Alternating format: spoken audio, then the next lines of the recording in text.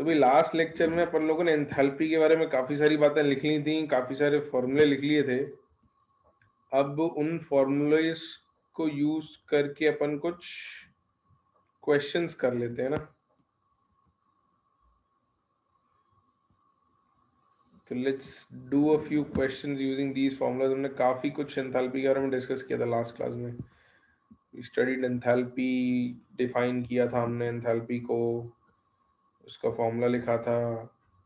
Exact enthalpy H हम नहीं calculate कर पाएंगे क्योंकि वो कैलकुलेट नहीं कर सकते, लेकिन हमको एच से मतलब भी नहीं होता, हमको डेल्टा एच से मतलब होता है।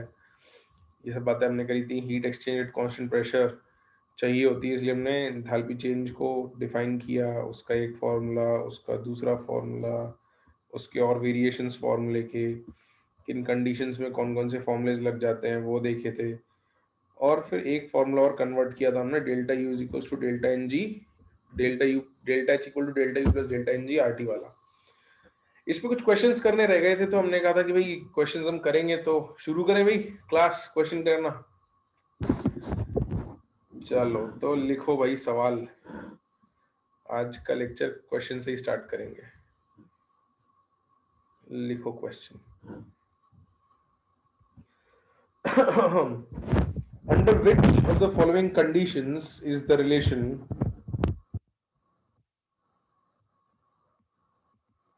under which of the following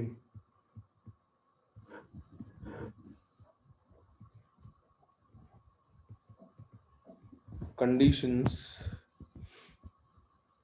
is the relation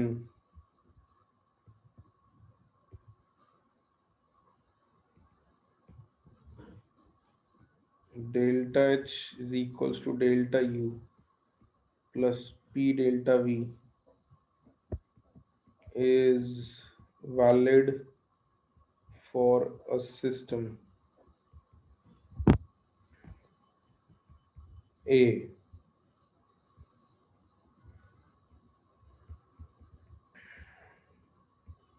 Constant temperature, B. Constant volume, C. Constant pressure, या फिर D. Constant temperature, volume and pressure। किसके लिए वैलिड है भाई? कांस्टेंट प्रेशर कंडीशंस में, बिल्कुल। तो कंडीशन अपने डेल्टा एच की ओरिजिनल रिलेशन थी अपने पास, delta H is equals to delta U plus delta P V. इसमें अगर पी कांस्टेंट होता था तो वो चेंज के बाहर आ जाता था और कन्वर्ट हो जाता था delta H is equals to delta U plus P delta V में। ये कन्वर्जन होता था कांस्टेंट प्रेशर पर ही, एट कांस्टेंट प्रेशर। ठीक है, this is valid only at constant pressure. चलो और एक सवाल करते हैं। लिखें, ये तो सब काफी आसान था, ये तो हो गया होगा सबसे। Okay, for a gaseous reaction, next question. For a gaseous reaction colon A gaseous plus 3B gaseous giving you 3C gaseous plus 3D gaseous if delta U is equal to 17 kilocalories at 27 degrees Celsius,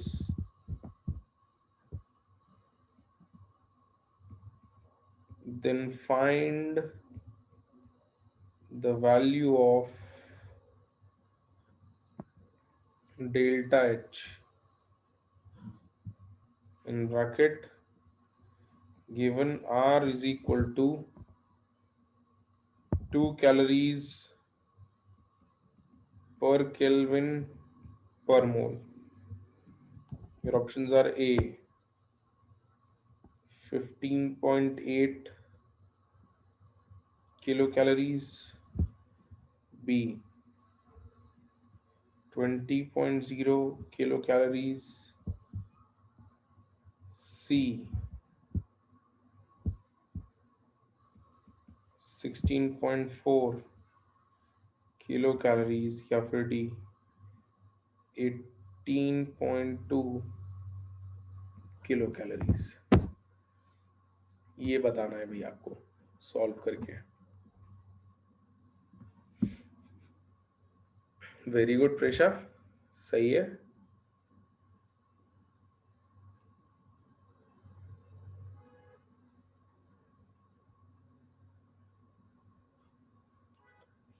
waiting for other students to answer as well.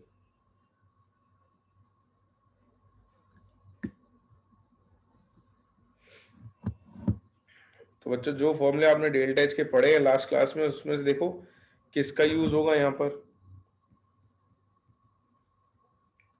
यहाँ आपको pressure volume दिया है क्या? नहीं दिया है। काफी लोग ऑप्शन ए आंसर दे रहे हैं, तो देखते हैं क्या होता है। पहले मेरे इस सवाल का जवाब दो, क्या आपको क्वेश्चन में प्रेशर और वॉल्यूम दिए हुए हैं क्या? नहीं दिए है ना। आप चाहो तो प्रेशर वॉल्यूम में वैसे रिलेशन निकाल सकते हो कि इनिशियली यहाँ 1 और 3 मोल हैं और बाद में 3 और 3 मोल हैं, तो मोल्स ऑफ गैसेस यहाँ 4 हैं या 6 हैं, तो पी वी इधर और पी वी इधर आप निकाल सकते हो, तो डेल्टा पी वी मिल जाएगा। ये P1 V1 और P2 V2 में डेल्टा पी वी निकाल सकते हो। बट ये चीज आपको निकाल के ऑलरेडी दी हुई है, आपको एक फॉर्मूला लिखवाया था, याद है? हमने एक फॉर्मूला लिखा था कि delta H is equal to delta U plus delta N G R T. तो ये फॉर्मूला एक्चुअली यही काम करता है। ये आपको P2 V2 minus P1 V1 में डिफरेंस तब बताता है जब टेम्परेचर सेम रखा है आपने और सिर्फ मोल्स में फर्क आ रहा है।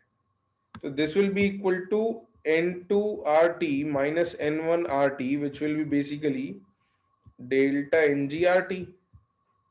ये बात समझ आ रही है भाई? प्रोडक्ट के गैस के मोल्स माइनस रिएक्टेंट के गैस के मोल्स, तो वही डेल्टा Ng था अपना। तो कुल मिला के आपको क्या करना है, इस सवाल में डेल्टा Ng निकालना है। तो हियर क्वेश्चन में डेल्टा Ng क्या है भाई?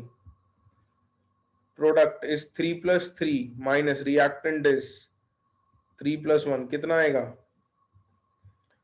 2। तो वैल्यू रख देते हैं। तो delta H is equal to delta U की वैल्यू है 17 kilo calories, which mean 17,000 calories. हाँ या ना?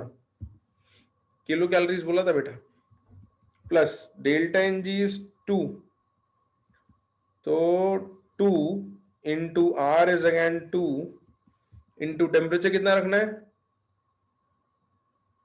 300। वेरी गुड, केल्विन में रखना है। तो ये हो जाएगा 17,000 plus 1200 calories which gives you 18,200 calories, या delta H is equals to 18.2 kilo calories. यही आंसर आएगा बच्चों।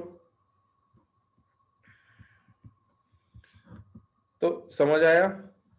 अब कुछ बच्चों ने कई जगह मिस्टेक क्या कर दी थी, डेल्टा एनजी बस गलत निकाला था। +2 की जगह -2 निकाल दिया था। -2 निकालोगे तो आंसर क्या आ जाएगा? 15.8 किलो कैलोरीज। अगर आप इस -2 ले लेते हो तो, है ना, जो ऑप्शन ए आता है। तो ध्यान रखना है, गड़बड़ नहीं करनी है अपने को। आंसर अपना 18.2 किलो कैलोरीज। ठीक है। और क्वेश्चन करें एक।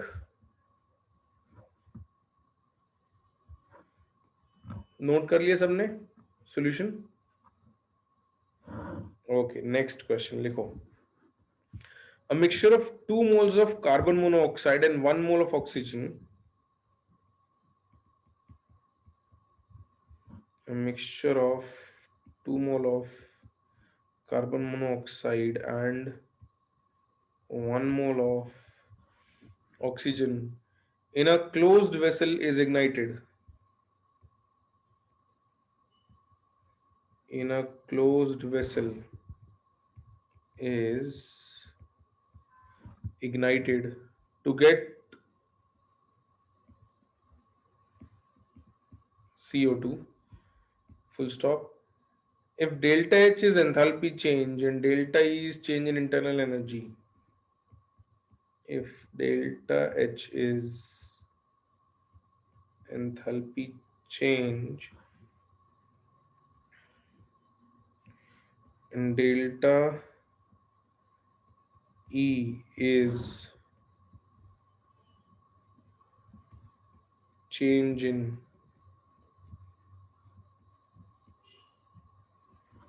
internal energy, then your options are A, delta H is greater than delta E, B, delta H is less than delta E, C, delta H is equals to delta E, या फिर D. We cannot determine the answer. बताओ भाई क्या होगा answer? क्या बात है, इतनी जल्दी आंसर आ गया?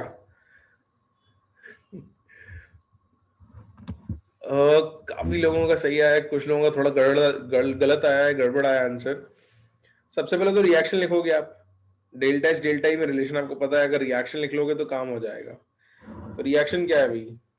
What is the reaction? Balanced reaction लिखनी है।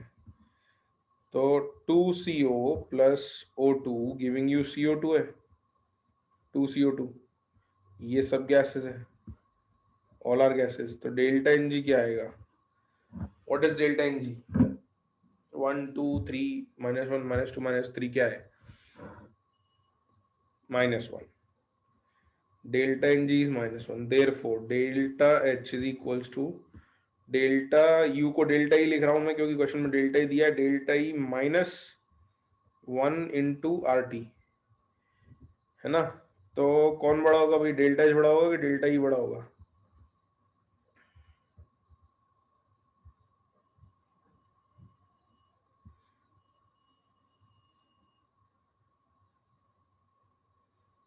हाँ प्रेशर बेटा, देखो क्लोज्ड वेसल है तो प्रेशर तो वॉल्यूम तो कांस्टेंट रहेगा मगर प्रेशर में चेंज आ जाएगा। तो P इंटू वी में चेंज चाहिए था ना, तो we need a change in pressure and volume. Delta P भी होता है, देखो delta H is equals to delta U plus P2 V2 minus P1 V1। तो वॉल्यूम सेम है लेकिन इसमें क्या होगा, प्रेशर में चेंज आ जाएगा, है ना? तो वॉल्यूम सेम आ जाएगी तो इसमें क्या हो जाता है, वॉल्यूम सेम आने के केस में तुम्हारी रिलेशन बन जाती है delta H is equals to delta U plus V delta P. कभी पूछ लिया जाए ना, तो ये तब हो जाएगा जब कांस्टेंट वॉल्यूम हो। ये अपन ने लिखा नहीं था बट कांस्टेंट वॉल्यूम में ये रिलेशन आ जाएगी वी डेल्टा पी। तो हाँ, मेरे को लोग जवाब दे रहे थे कौन बड़ा है भाई, डेल्टा ई बड़ा है और डेल्टा एच छोटा है ना? तो आंसर क्या आ गया आपका? बी आ गया, हाँ या ना?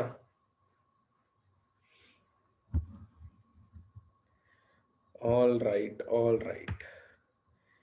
चलो एक दो क्वेश्चन और करते हैं फिर अपन लोग सेकेंड लॉ ऑफ थर्मोडायनेमिक्स पे आगे बढ़ेंगे, ओके? जहां पे एंट्रोपी नाम की एक चीज अपने को इंट्रोड्यूस की जाएगी। नेक्स्ट क्वेश्चन लिखो भाई, for the system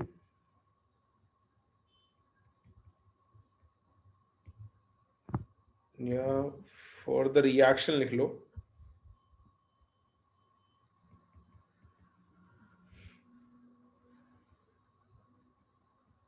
sulphur solid plus O2 gaseous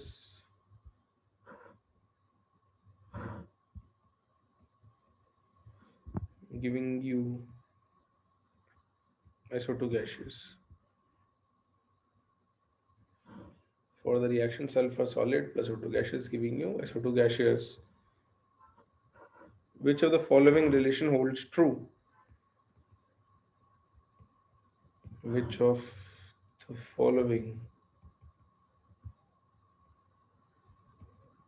relation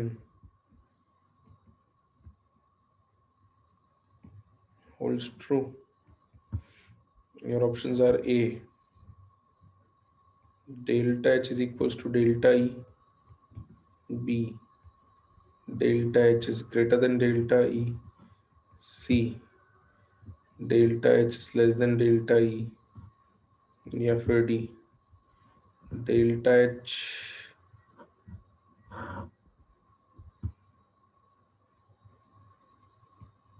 can be either greater than or less than delta E.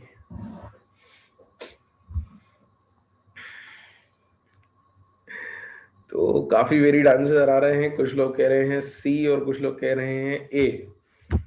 Point ultimately वो आ जाएगा, डेल्टा एन जी निकालना है इसमें। तो डेल्टा एन जी क्या है भाई, इसका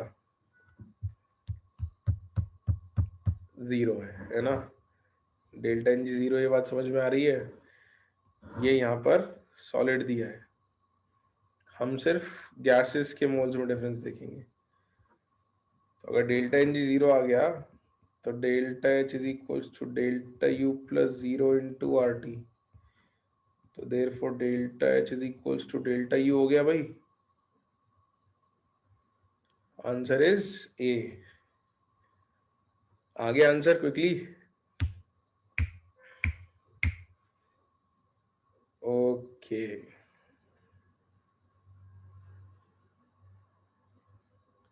एक लास्ट क्वेश्चन और करते हैं अपन, ठीक है। वन लास्ट क्वेश्चन, फिर वील मूव अहेड। समझ में तो आ रहा है सबको? सही है, सही है, गुड गुड गुड। लिखो, heat of reaction for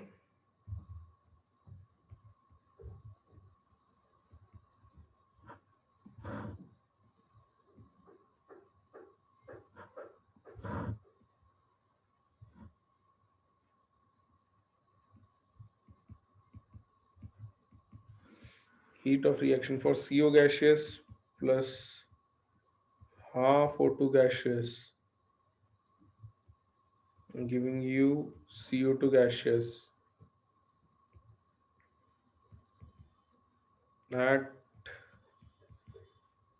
constant volume is minus 67.71 kilocalories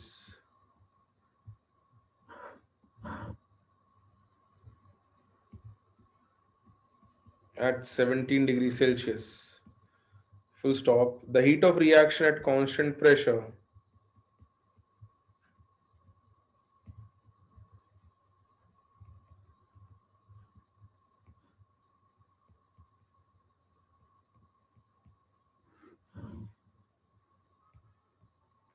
at 17 degrees Celsius will be,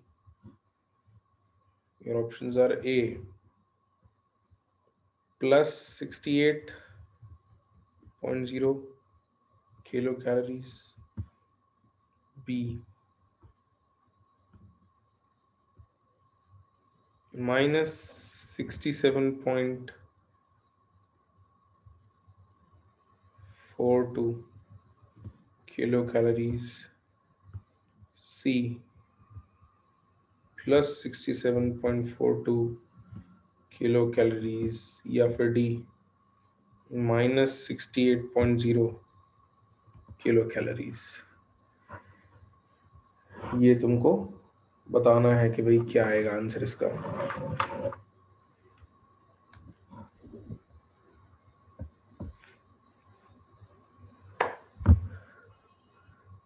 इतनी जल्दी आंसर आ गया देवीना, कैलकुलेट किया या नहीं किया है?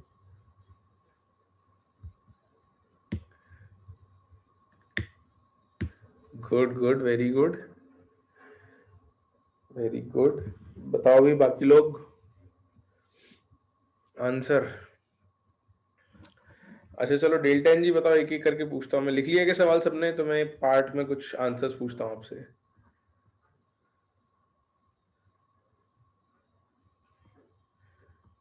लिख लिया क्वेश्चन।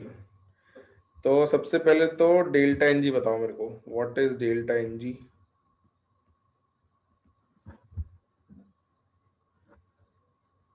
माइनस ऑफ, इसमें तो दिक्कत नहीं है। आर की वैल्यू क्या रखनी है? मैंने दी नहीं है बट आपको याद होगी, अभी बताई थी थोड़ी देर पहले, 2 कैलोरीज पर मोल पर केल्विन। ठीक है। टेम्परेचर क्या रखना है? 17 डिग्री सेल्सियस रखेंगे या उसको केल्विन में कन्वर्ट? बिल्कुल केल्विन में कन्वर्ट करके 290 केल्विन रखेंगे। Therefore delta H is equals to delta U plus delta N G R T को सिंस कर देते हैं, क्योंकि फॉर्मूले वैल्यू रखेंगे तब देयर फोर कह देंगे। तो since therefore delta H is equals to delta U की वैल्यू दे रखी है -67, और किलो कैलोरीज था तो 710 कैलोरीज हो गया ये, इंटू 1000 होता है, प्लस में -1/2 इंटू 2 इंटू 290 कैलोरीज आएगा भाई। हाँ या ना जनता, बताओ बताओ।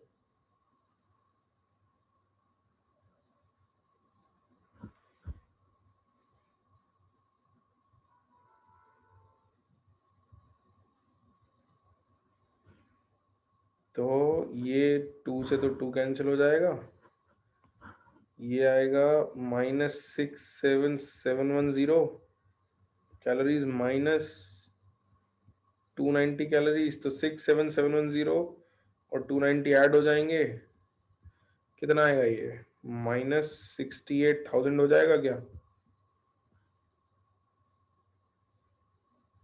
विच is equals to -68 kilo calories. यही आंसर आएगा। कौन सा मार्क कर दें? D is your answer. बिल्कुल, वेरी गुड। अरे वाह, सही है सारा, बढ़िया। तो ये काफी सारे क्वेश्चन अपन ने डेल्टा एच के ऊपर कर लिए, जो अपन ने लास्ट क्लास में पढ़ा था, राइट?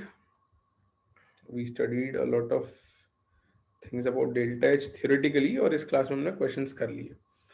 सो आफ्टर डूइंग क्वेश्चंस अपन आगे बढ़ जाते हैं भाई सेकेंड लॉ ऑफ थर्मोडायनेमिक्स के ऊपर, कि सेकेंड लॉ ऑफ थर्मोडायनेमिक्स क्या कहती है, और उसमें एंट्रोपी नाम की एक चीज आएगी, तो उसका यूज भी कर लेंगे अपन। बिल्कुल बिल्कुल आदित्य बेटा, तो एंथैल्पी कैलकुलेशन के क्वेश्चंस होंगे। अभी एंथैल्पी का आगे चल के भी यूज आएगा, जब अपन थर्मो केमिस्ट्री या केमिकल एनर्जेटिक्स नाम की जो चीज है उसको पढ़ेंगे, जहाँ पर अलग अलग रिएक्शन में वैसे कैलकुलेशंस होंगे रिएक्शन बेस्ड, तो वो भी आएंगे। बट ये न्यूमेरिकल बेस्ड इस तरीके से पूछे जा सकते हैं। लिखें class, next second law of thermodynamics पे आ जाए। ये फर्स्ट लॉ अपन ने बात कर ली थी। लिखो next heading, second law of thermodynamics.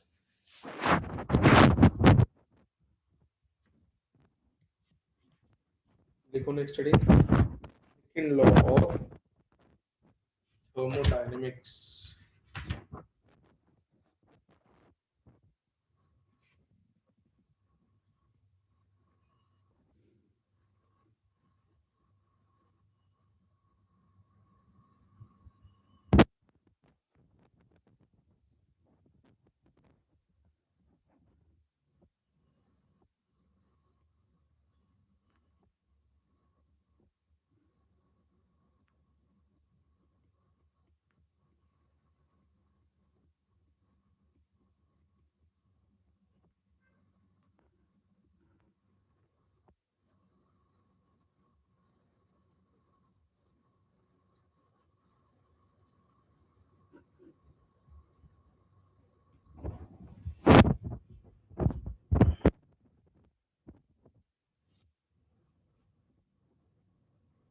Second law of thermodynamics, तो उसके स्टेटमेंट्स काफी सारे हैं। हम जो स्टेटमेंट लिखने वाले हैं वो कुछ इस तरीके से है कि entropy of the universe is constantly increasing.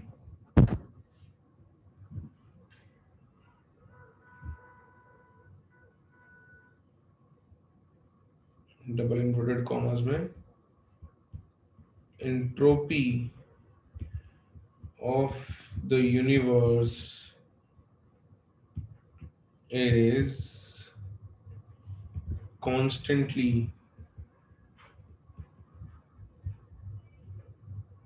Increasing. ये एक स्टेटमेंट है, इसके कई सारे स्टेटमेंट्स हैं, अलग अलग तरीके से लिखा जा सकता है, but this is one statement जहां पर एंट्रोपी की एक बात आती है। तो एंट्रोपी ऑफ यूनिवर्स को हम एंट्रोपी को हम एस से रिप्रेजेंट करेंगे, एंट्रोपी हम डिफाइन भी कर लेते हैं अभी, तो इसको मैथमेटिकली एक बार लिख लेते हैं।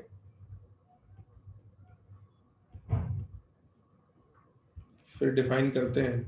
तो mathematically delta S of universe which is delta S of system plus delta S of surrounding is greater than 0, बढ़ रही है। Change in entropy of universe is positive। ये मैथमेटिकली हम इस तरीके से लिख रहे हैं।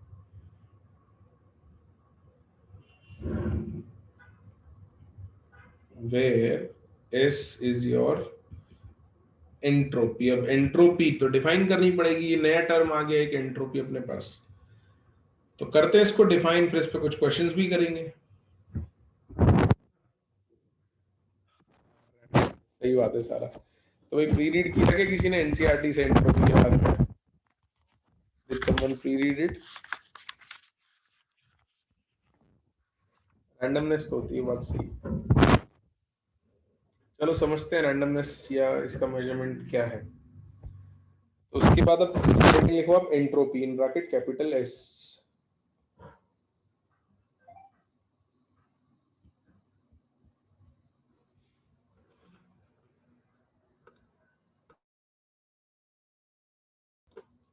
Entropy in bracket capital S.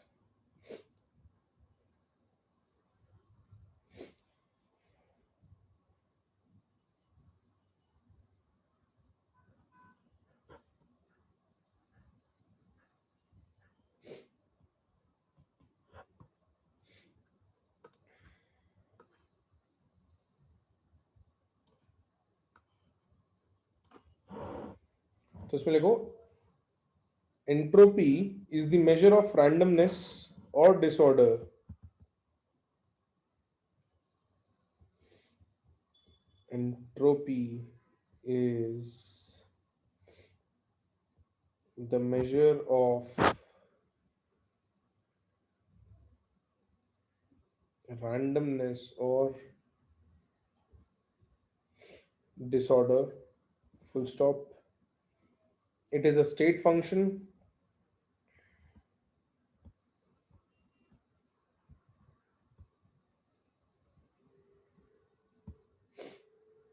and an and an extensive property, and an extensive property.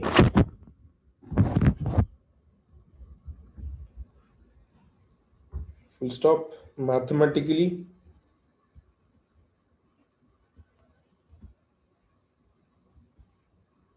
Entropy जो है, small change in entropy is heat exchanged in a reversible process, जिसको हम लिखते हैं D Q reversible by capital T.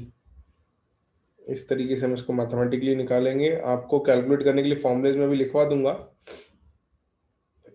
But heat exchanged in a reversible process divided by the temperature of the system gives you ds, या इसको integrate कर दोगे आप तो आपको मिल जाएगा delta S is equals to integral of D Q reversible by T. इस तरीके से इसको मैथमेटिकली लिखा जाता है। आप समझते हैं भाई ऑर्डरनेस डिसऑर्डरनेस का मतलब क्या है? बिल्कुल कॉस्ट, तो बेटा प्रेशर बदलोगे सिस्टम का तो वो भी चेंज आएगा और रैंडमनेस में बिल्कुल फर्क आएगा। तो नेचर में दो टेंडेंसीज होती हैं, अपन उनकी बात करेंगे अभी, स्पॉन्टेनियस की भी बात करेंगे। तो there are two tendencies in nature for a system. उनमें से एक टेंडेंसी जो है वो एंट्रोपी की बात करती है। यहाँ तक सबको?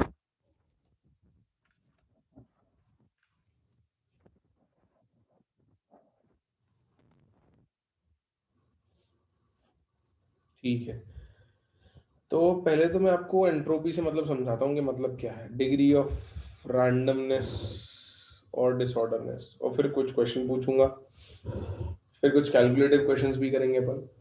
तो जैसे आप जब स्कूल जाते हो, है ना, सुबह सुबह घर से, तो जब स्कूल जाते थे तो आप अपना रूम किसी हालत में छोड़ के जाते थे, और मोस्ट प्रोबेबली ज्यादातर केसेस में ऐसा होता है कि जब आप स्कूल से लौट के आते हो तो वो रूम थोड़ा ज्यादा ऑर्गेनाइज्ड होता है, हाँ या ना? जनरल मोस्टली सब लोगों के साथ ऐसा होता होगा कि जब वो लौट के आते हैं तो घर का वो कमरा सजा हुआ साफ सुथरा दिखता है। तो उस वक्त उसकी कुछ रैंडमनेस या डिसऑर्डरनेस मान लेते हैं, है ना, कि कुछ उस वक्त उसकी डिसऑर्डरनेस है आपके आने से पहले। फिर आप आए, आपने आके अपना बैग कहीं पटका, है ना, जूते कहीं पटके, अगर कुछ बॉटल वॉटल है तो वो भी कहीं पटकी, स्कूल की यूनिफॉर्म कहीं पटकी, सॉक्स कहीं पटके, और खुद भी कहीं गिर गए उसी रूम में। तो आपके आने के पहले और आपके आने के बाद जो रूम की एंट्रोपी है या डिसऑर्डरनेस है या रैंडमनेस है, उसमें क्या चेंज आया? रैंडमनेस या डिसऑर्डरनेस बढ़ गई या कम हो गई, क्या हो गया?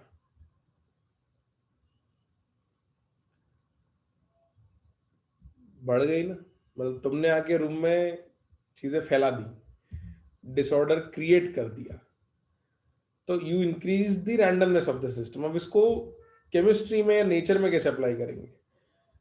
तो इस तरीके से देखो कि आपने एक चाय का कप जो है वो एक रूम में लाके रखा, है ना, ये हॉट था।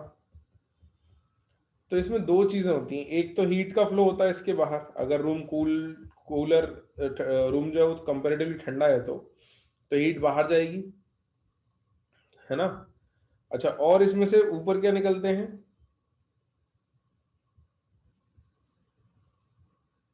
वेपर्स, बिल्कुल। तो जब वेपर्स, वाटर के वेपर्स निकलते हैं यहां से यहां जाते हैं, तो उन वेपर्स की रैंडमनेस या लिक्विड के मॉलिक्यूल्स की रैंडमनेस बढ़ती है या कम होती है? जब मॉलिक्यूल्स लिक्विड से गैसियस स्टेट में जाते हैं या सॉलिड से लिक्विड में आते हैं तो रैंडमनेस बढ़ती है, बिल्कुल। तो केमिस्ट्री में या रिएक्शंस में ऐसा होगा कि जब गैसेस बनेंगी लिक्विड से या सॉलिड से लिक्विड बनेगा तो रैंडमनेस बढ़ेगी।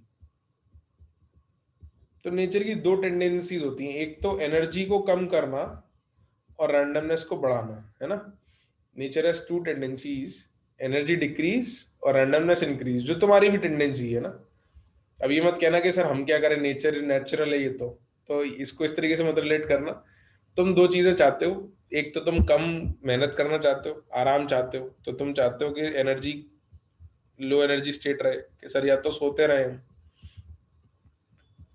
या सर मस्ती करते रहे, है ना। तो या तो एनर्जी लो हो या रैंडमनेस और एंट्रोपी हाई हो, ये दो जनरल टेंडेंसीज नेचर में भी एग्जिस्ट करती हैं जो तुम में है। इसका मतलब ये मत कहना कि अब घर वालों को कह दो कि सर ने कह दिया ये तो नेचुरल टेंडेंसी है तो हम तो सोएंगे ही या मस्ती करेंगे, ऐसा नहीं है, ठीक है। ये बस एक्सप्लेन करने के लिए एनालॉजी के हिसाब से कि in general nature wants to either decrease the energy of the system और increase the entropy of the system. इसका अपन आगे जाके यूज करेंगे, बट एंट्रोपी क्या होती है थोड़ा समझ में आया?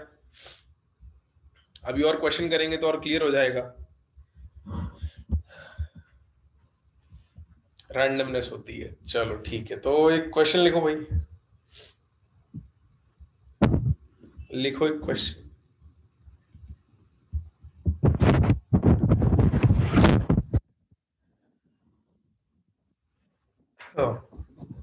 Delta S for the reaction,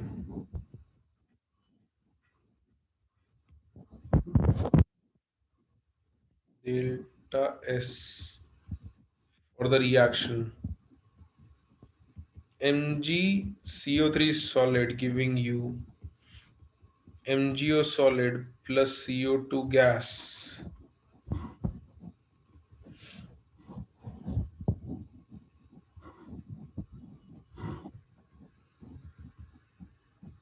will be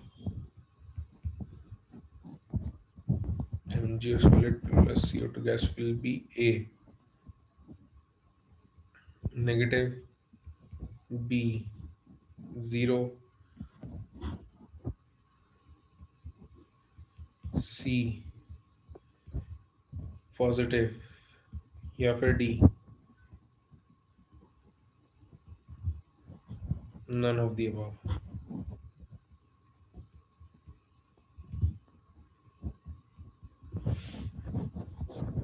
तो क्या आएगी एंट्रोपी इस केस में, इस रिएक्शन में? जीरो? नहीं नहीं, रिएक्शन अगर हो रहा तो जीरो नहीं है, इस केस में जीरो नहीं है, पॉजिटिव आएगी, बिल्कुल पॉजिटिव आएगी भाई। क्यों पॉजिटिव आएगी? क्योंकि रिएक्टेंट में देखो सिर्फ सॉलिड था, प्रोडक्ट में आपके पास सॉलिड है प्लस एक गैस बन रही है। So if you are making a gas from a solid, you are increasing the randomness, उसके मॉलिक्यूल ज्यादा फ्रीली घूम सकते हैं ना, गैस के मॉलिक्यूल्स थोड़े ज्यादा रैंडमली मूव कर सकते हैं। हाँ, cost of disturbance in sound, कैसी वॉइस आ रही है?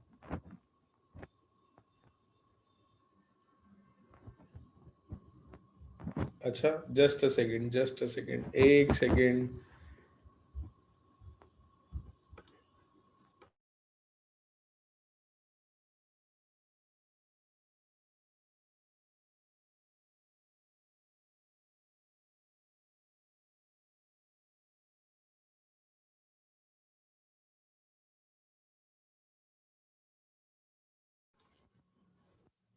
अभी क्लास अभी ठीक है?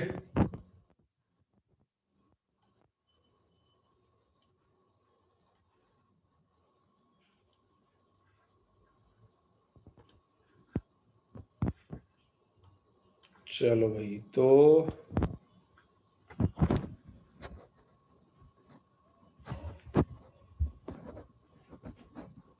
ऐसा होना चाहिए, it should not be a problem.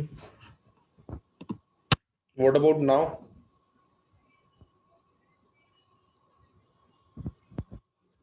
Just a second. तो भाई हम ये कह रहे थे कि इस क्वेश्चन में हमने ये पता कर लिया था कि एंट्रोपी बढ़ रही है because from solid state you are producing some gas. Okay, और एक दो क्वेश्चन करके देखते हैं भाई, चेंज इन एंट्रोपी के क्वेश्चन की इक्वेशंस पर, फिर कैलकुलेशन पर भी आएंगे, इसका फॉर्मूला भी लिखेंगे हम लोग और कैलकुलेशंस भी करेंगे। नेक्स्ट लिखो, for which reaction among the following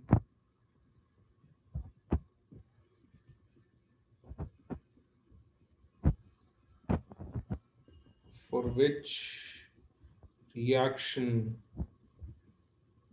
among the following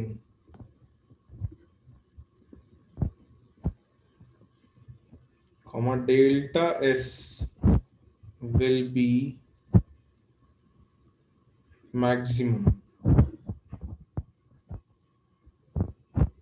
under similar conditions। तो बाकी चीज़ों को ज़्यादा वेरी नहीं कर रहे हैं, बाकी चीज़ें सिमिलर है रिएक्शंस में, बस रिएक्शन अलग अलग कैरी आउट कर रहे हैं। So you have calcium solid plus half O2 gaseous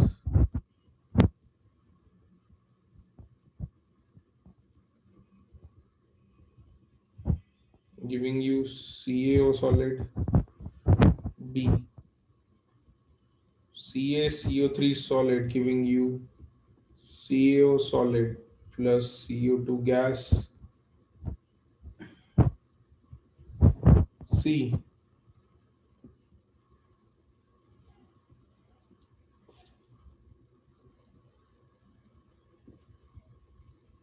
carbon solid plus O2 gaseous giving you CO2 gaseous,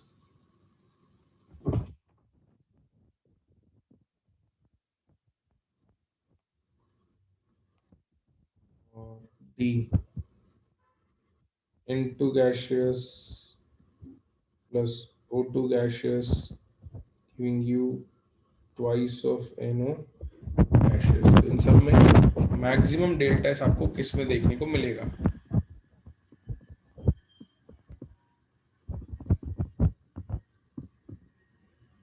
काफी वेरिड आंसर्स आ रहे हैं, C, B, D। अच्छा, प्रेशर बेटा मैं देख लूंगा, एक सेकेंड ना, अभी ये डिस्कस कर ले।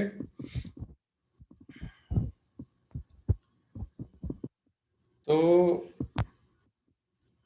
बच्चों ये बताओ, यहाँ पर डेल्टा एस पॉजिटिव आएगा कि नेगेटिव आएगा?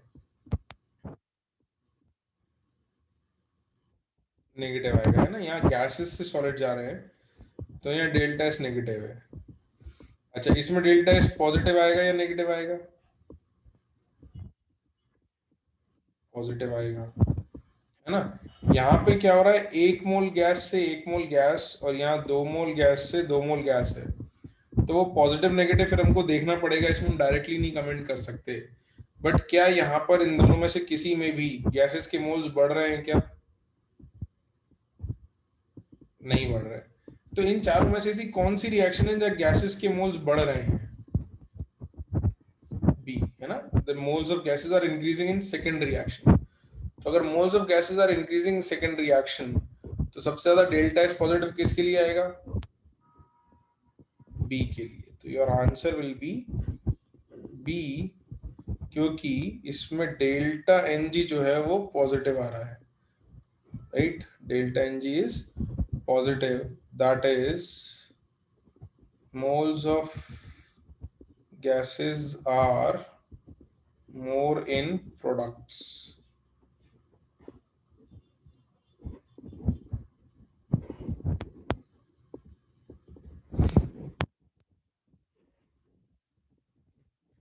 सही आदत। तो लिखा भाई यहाँ तक सबने? तो भाई अगला सवाल, नेक्स्ट क्वेश्चन ऑन एंट्रोपी, एक क्वेश्चन और करते हैं, and then we'll move on to calculation of delta S. उसका फॉर्मूला लिखेंगे हम लोग कि कैसे कैलकुलेट करना है। लिखो, delta S is negative for which of the following reactions? Delta S is negative for which of the following reaction?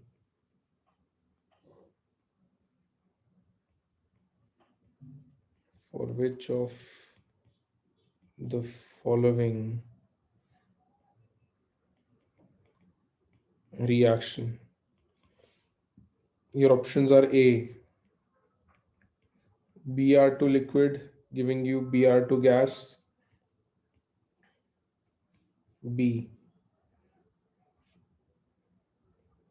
N2 gaseous at 10 atm to N2 gaseous at 1 atm, C, iron solid at 400 Kelvin to iron solid at 300 Kelvin, या फिर D,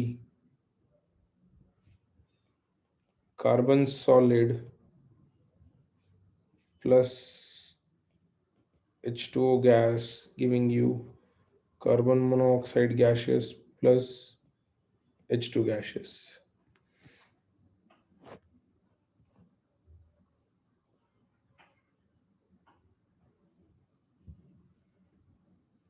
सारा बेटा मैं आपके question का भी answer करता हूँ, एक बार इसको डिस्कस कर लें उसके बाद।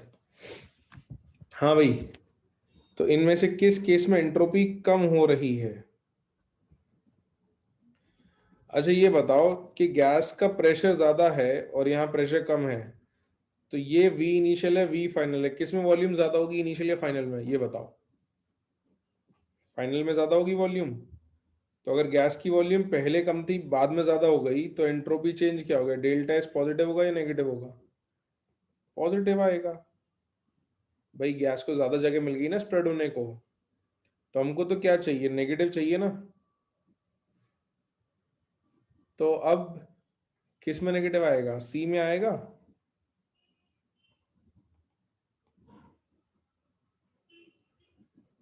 सी में नेगेटिव आएगा ना बच्चों। क्यों नेगेटिव आएगा? क्योंकि देखो पहले सॉलिड हायर टेम्परेचर पे था, अब लोअर टेम्परेचर पे है। तो सॉलिड के अंदर जो एटम्स हैं, आपने सुना होगा ना, वाइब्रेट करते, they vibrate at their own positions. तो ये वाइब्रेट पहले ज्यादा कर रहे होंगे, और 300 पे आ गया तो वाइब्रेट कम करेंगे। ये 400 केल्विन पर they will vibrate a lot, and at 300 kelvin they will vibrate less, है ना। तो जब वाइब्रेट कम करेंगे तो रैंडमनेस कम हो जाएगी। ठीक है। तो सुजल बेटा, बी तो मैंने अभी बताया, तुम प्रेशर कम करोगे तो वॉल्यूम बढ़ेगी ना। प्रेशर इफ यू डिक्रीज तो वॉल्यूम विल इंक्रीज। तो यहां भी आप देख सकते हो, टेम्परेचर से ऐसे भी देख सकते हो कि अगर टेम्परेचर डिक्रीज करोगे तो सॉलिड्स की वॉल्यूम का क्या होता है बच्चों? वॉल्यूम भी डिक्रीज होती है। उससे भी आप देख सकते हो कि सॉलिड का टेम्परेचर कम किया तो उसकी वॉल्यूम कम हो गई, तो डेल्टा एस नेगेटिव आ जाएगा। Delta S will be negative, आप इससे भी देख सकते हो। ठीक है। तो इस तरीके से एक रिएक्शंस में अगर कभी पूछा जाए कि भाई डेल्टा एस पॉजिटिव नेगेटिव क्या है, तो हम देख के बता सकते हैं। गैसेस के मोल्स बढ़ रहे होंगे, गैसेस ज्यादा बन रही होंगी तो रैंडमनेस बढ़ेगी, सॉलिड से लिक्विड जाएगा तो रैंडमनेस बढ़ेगी। सारा का एक डाउट था कि सर, जस्ट अ सेकेंड, सारा का एक डाउट था कि सर इसमें तो ज्यादातर गैसेस हैं, तो फिर यहाँ पर क्यों नहीं, मतलब अब डेल्टा एस यहाँ पर क्यों मैक्सिमम नहीं हुआ? तो उसका रीजन ये है कि बेटा देखो, गैसेस तो हैं लेकिन प्रोडक्ट और रिएक्टेंट में, दोनों में गैसेस हैं, रिएक्टेंट में भी और प्रोडक्ट में भी। और रिएक्टेंट में 2 गैसेस के मोल्स हैं और प्रोडक्ट में भी 2 गैसेस के मोल्स हैं। तो यहाँ पे क्या हो रहा है कि हमको एंट्रोपी नहीं पूछा, हमको चेंज इन एंट्रोपी पूछा है, डेल्टा एस मैक्सिमम पूछा है ना। एंट्रोपी मैक्सिमम नहीं पूछा, डेल्टा एस मैक्सिमम पूछा है। तो चेंज इन एंट्रोपी इसमें कम आएगा। ये बात समझ आती है? ओके। अब अगर कभी कैलकुलेट करने को बोला जाए कि भाई डेल्टा एस कैलकुलेट करो आप, तो कैसे करोगे? तो क्या होगा कि अपन डेल्टा एस का एक फॉर्मूला लिखते हैं। तो मैं डिराइव नहीं करवा रहा हूँ क्योंकि उसका डेरिवेशन लंबा है, कार्नोट साइकिल आप लोगों को जरूरत भी नहीं है उसके डेरिवेशन की। सिर्फ एक फॉर्मूला आपको याद रखना है, उस फॉर्मूले से अपन अलग अलग केसेस में सब में डेल्टा एस की वैल्यू बता सकते हैं। तो उसमें लिखो, entropy change in a process, उसका फॉर्मूला लिख लेते हैं अपन।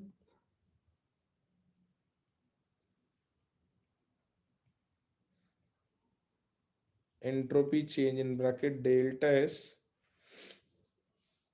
Entropy change in a process.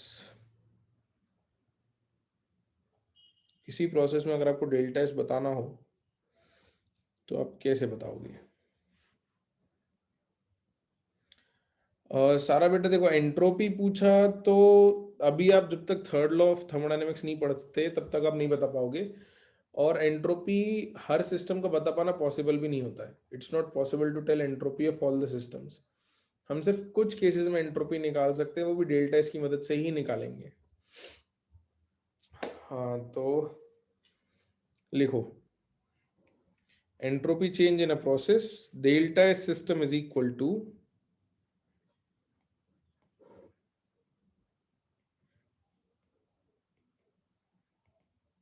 n cv ln of t2 by t1 plus nr ln of v2 by v1।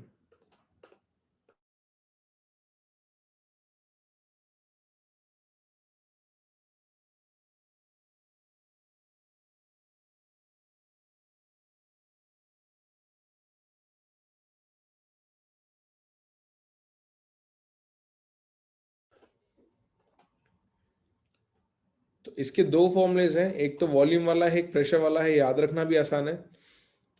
Pressure volume में इनवर्स रिलेशन होता है। तो जब आप वॉल्यूम वाला फॉर्मूला लिखोगे तो CV heat capacity at constant volume use होगा, और अगर प्रेशर वाला फॉर्मूला लिखोगे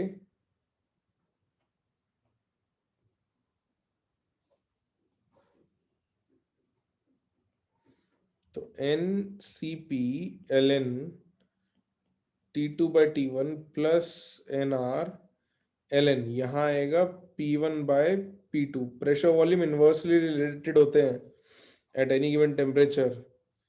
तो V2/V1 आता है और P1/P2 आता है। ठीक है, these are the two formulas.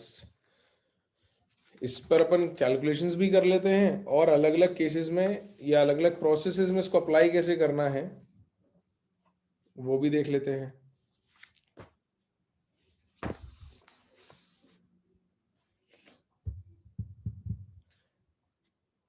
यहां तक लिखा सबने?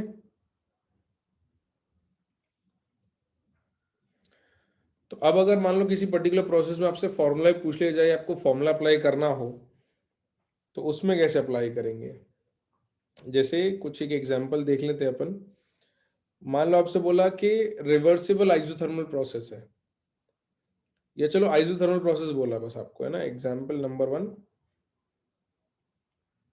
Isothermal process. तो आइसोथर्मल का मतलब टेम्परेचर क्या हो गया?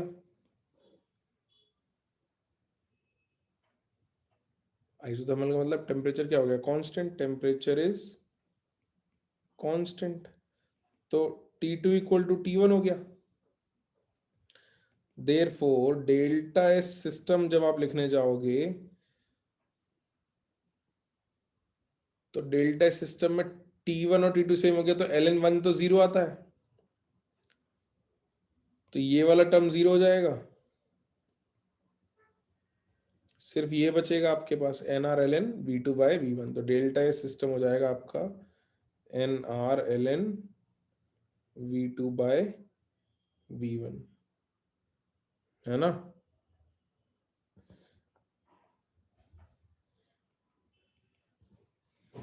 अच्छा, अभी अगर बोल दिया कि आइसोकोरिक प्रोसेस है,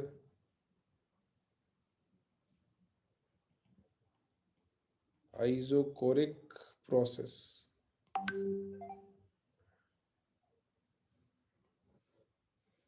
तो यहां पे वॉल्यूम कांस्टेंट हो गया,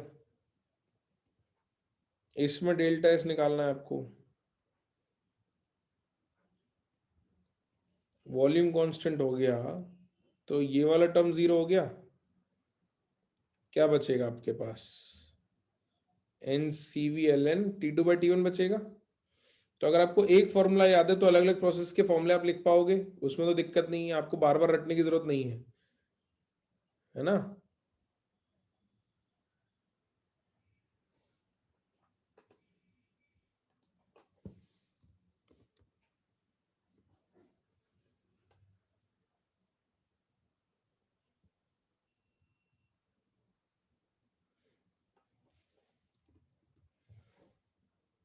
तो यहाँ आपका फॉर्मूला आ जाएगा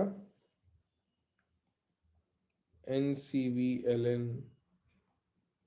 T2/T1। और थर्ड एग्जाम्पल और मैं बता रहा हूँ, बाकी फिर अपन कुछ कैलकुलेशंस करेंगे। आइसोबेरिक में क्या होगा?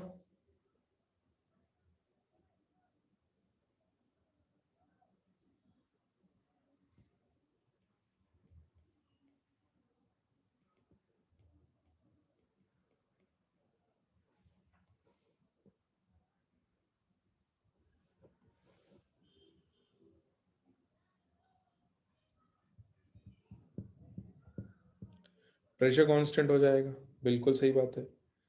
Pressure is constant. तो कौन सा वाला फॉर्मूला यूज करेंगे? डेल्टा सीपी वाला या डेल्टा सीवी वाला? मतलब एनसीपी वाला या एनसीवी वाला, सॉरी, सीपी वाला, बिल्कुल। तो you'll have NCP ln T2/T1, ये रिलेशन आ जाएगा।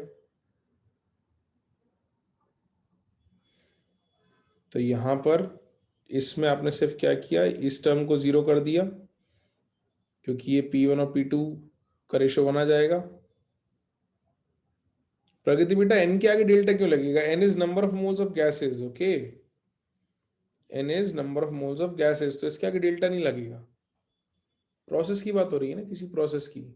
कोई एक पर्टिकुलर प्रोसेस के लिए, एक आइडियल गैस के लिए, यार रिएक्शन नहीं चेंज हो रहा, मतलब गैसेस नहीं बदल रही हैं। तो यहाँ लिख भी लो आप चाहो तो, n is number of moles of gases, n is number of moles of gases. इसकी कुछ कैलकुलेशंस भी कर लेते हैं।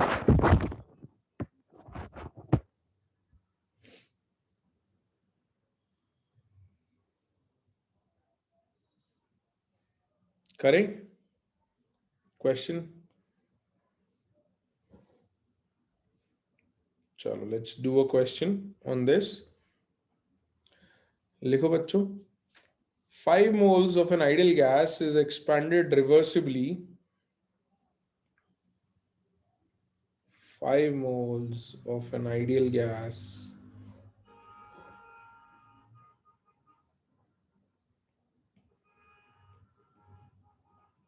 is expanded reversibly from a volume of 8 decimeter cube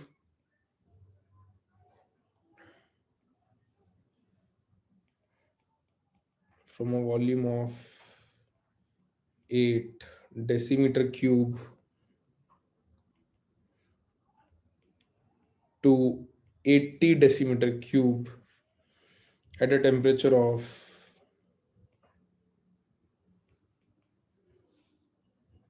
27 degrees Celsius. Full stop. The change in entropy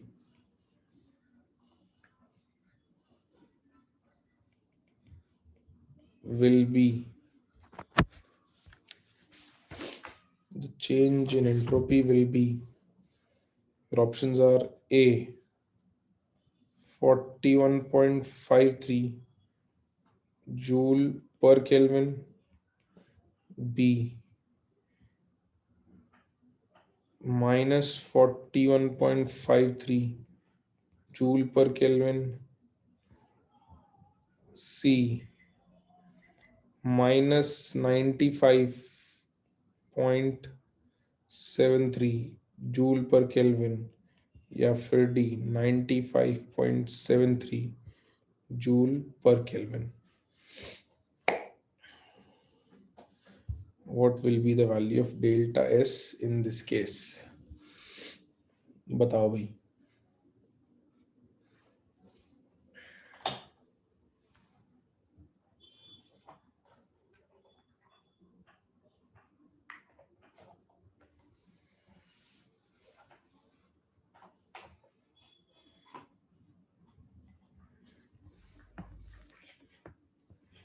ए आ रहा है, check करें calculations. ज्यादातर लोग ये बोल रहे हैं ये आएगा। लेट्स सी, मुझे डाउट लग रहा है।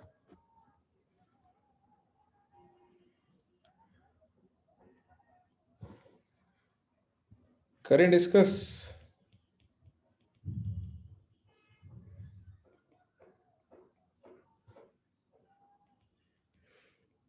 तो delta S is equals to N C V L N T two by T one plus N R L N V two by one लगाना है। अब कुछ लोगों के दूसरे आंसर्स आए हैं। ठीक है, समृद्धि सही है, सुजल सही है बेटा। तो एक तो बताओ, टेम्परेचर कांस्टेंट है? हाँ प्रेशर सही है, देवीना सही है। टेम्परेचर कांस्टेंट है या नहीं, जल्दी बताओ। तो एक तो ये है कि टेम्परेचर इज कांस्टेंट, तो ये वाला टर्म तो जीरो हो गया।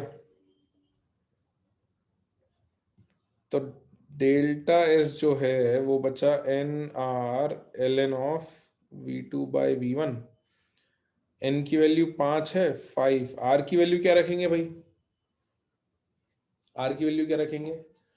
2। नहीं नहीं भाई, कैलोरीज में थोड़ी चाहिए। देखो यूनिट क्या है, जूल है ना।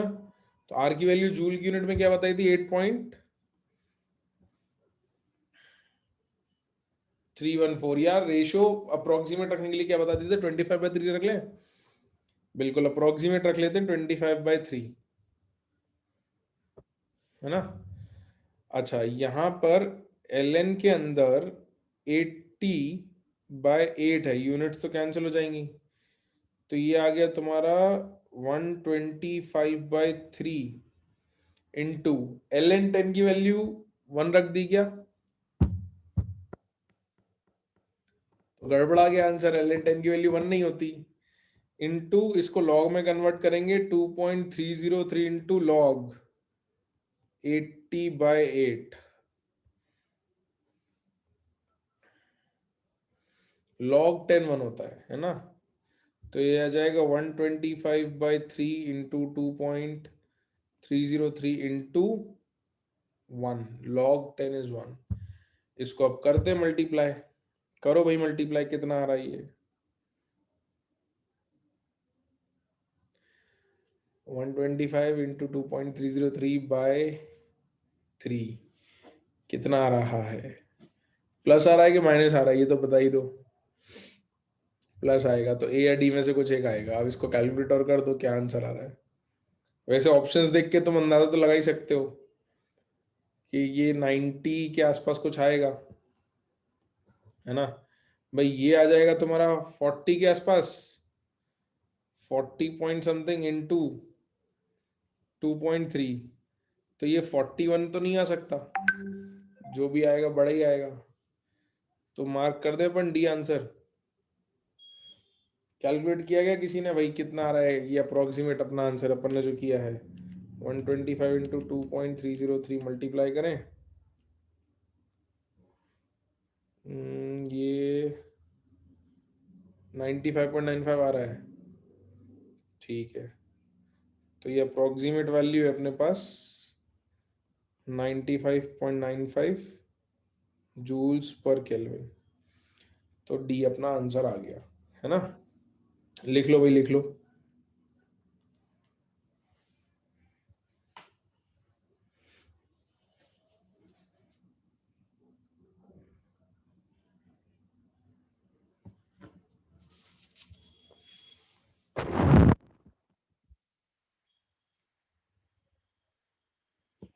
लिख लिया सबने, ठीक है। तो अगर फेस ट्रांजिशन होते हैं, फेस ट्रांजिशन मतलब जब आप सॉलिड से लिक्विड या लिक्विड से गैस जाते हो, तो उसमें डेल्टा एस निकालने के लिए आपको इतनी मेहनत नहीं करनी पड़ेगी। उसमें डेल्टा एस जो है वो Q/T से अपन निकाल लेंगे, क्योंकि जब भी फेस ट्रांजिशन होता है तब टेम्परेचर कांस्टेंट रहता है। ये आपको तब काम आएगा जब टेम्परेचर कांस्टेंट नहीं है, तो आप इसको जनरली यूज कर सकते हो, तभी आप कैलकुलेट कर सकते हो। मगर फेस ट्रांजिशन अगर है और आपको एंथैल्पीज ऑफ ट्रांजिशन दी हुई है, तो उसमें डेल्टा एस निकालना और भी आसान हो जाता है। तो अगली जो हेडिंग आपको लिखनी है वो लिखनी है entropy change during face transition.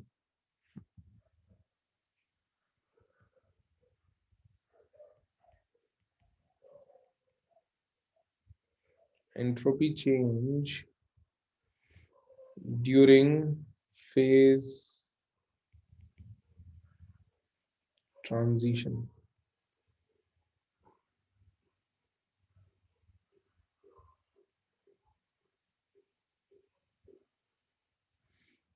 तो फेज ट्रांजिशन में डेल्टा एस कैसे निकालेंगे वो देखते हैं। लिखिए हेडिंग। सो बेसिकली ये जो है अपने अगले लेक्चर की पहली हेडिंग रहने वाली है। We will start our next lecture from here. तो आज इतना ही पढ़ा रहा हूँ, और थोड़ा प्री रीड के लिए होमवर्क दे देता हूँ मैं कि क्या क्या पढ़ना है आपको।